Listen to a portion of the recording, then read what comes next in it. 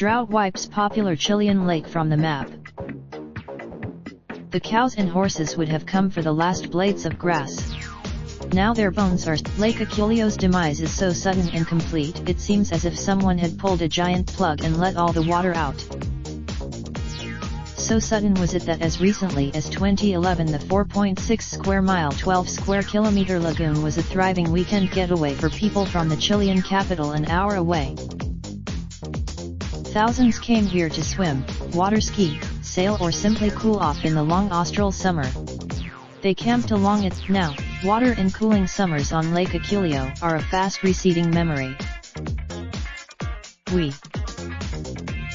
Wooden jetties now poke out grotesquely over the flat plain of the lake bed.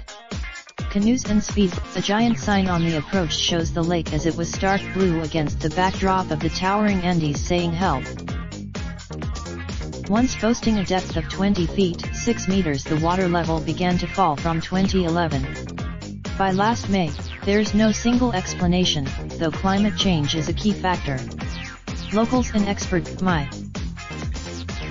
Average annual rainfall in central Chile during the 1980s was nearly 14 inches 350 millimeters.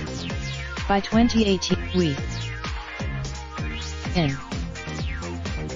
around 70% of Chile's population live in drought-prone areas where rainfall has decreased significantly. Experts estimate temperatures will continue to rise until 2030 and water levels inland will drop by as much as 30%.